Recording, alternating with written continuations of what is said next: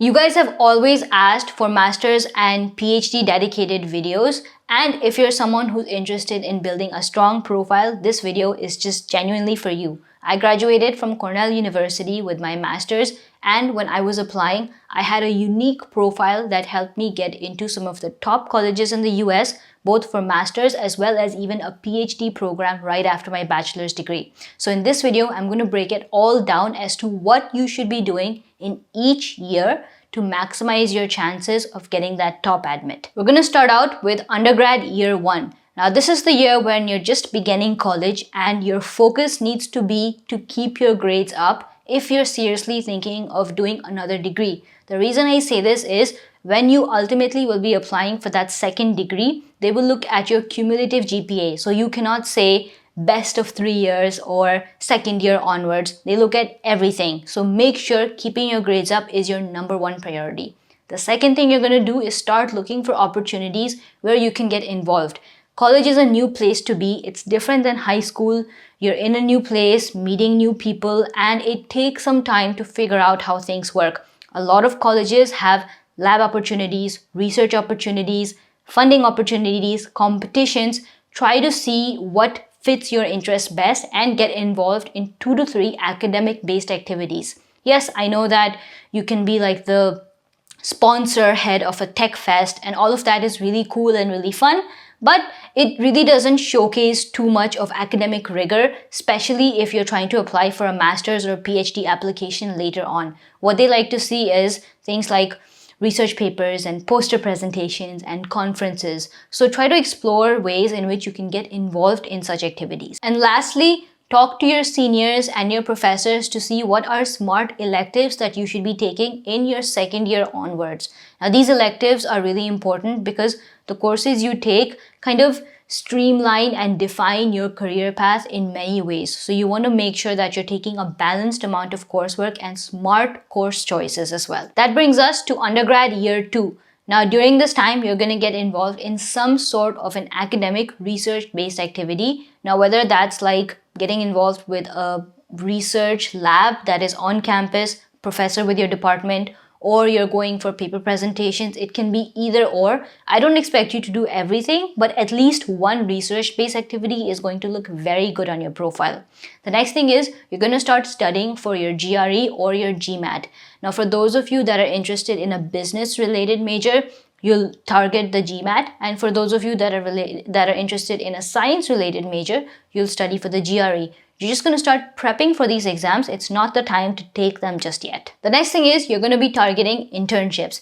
You're in college, you're no longer a high school student. It is genuinely possible for you to get summer internships.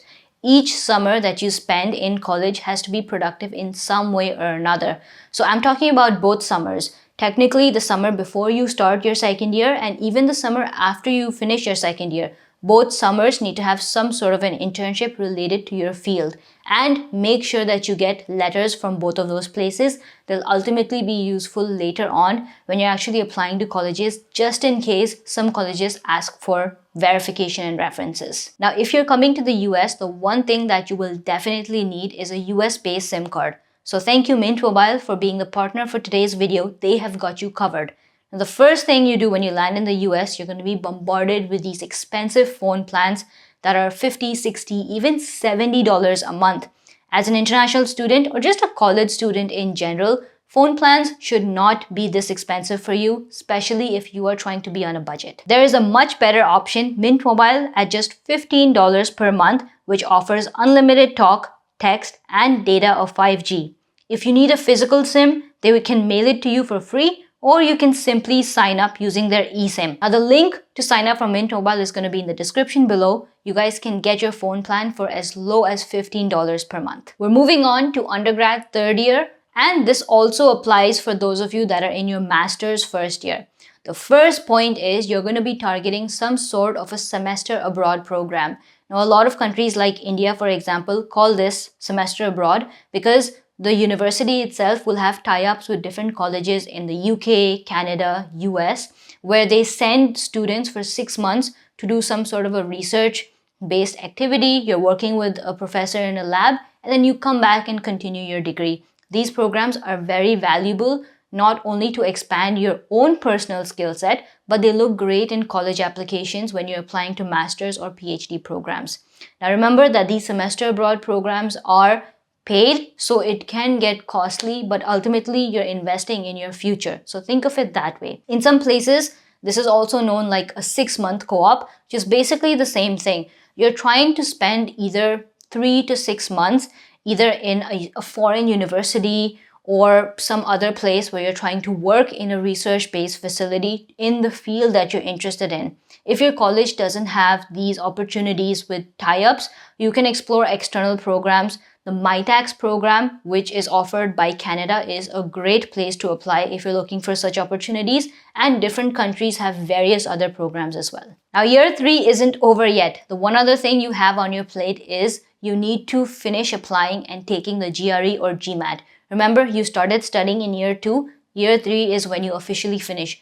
Don't wait until your 4th year to take this test because it's going to be a lot of work and you're going to have other things to focus on. If you are a prospective PhD applicant, this is the time you need to start looking for supervisors or PI. And what this means is you need to have a good idea of what research opportunity you're trying to apply for a PhD program into and start contacting different professors from the universities you actually want to go to. Most PhD programs have an interview process where they interview candidates, and if the particular professor likes you, you're able to really get your foot in the door and almost have a good reputation going with them before you even submit your application. It tremendously improves your chances of getting in. That brings us to the final year of your undergraduate degree or master's second year students.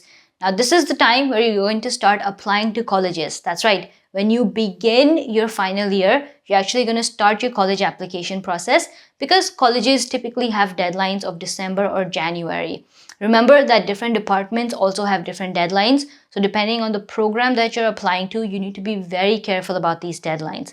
Now, in addition to that, if you are a prospective PhD candidate, you need to continue your cold emailing tactics because it's really difficult to get professors to respond and it's really difficult to actually secure these interviews. So you're going to continue that approach up until the point that you've completely wrapped up the entire application process. Now, if you guys are interested in a detailed explanation of what exactly you need to do, a complete roadmap to applying for a graduate program, whether that's master's or PhD, I have a separate video dedicated on that topic. So you guys can check that out later as well. So if you're watching till this point, I have a fun little question for you. Since you guys are college students, I want to know if you had to pick one, what is your favorite college memory up until this point?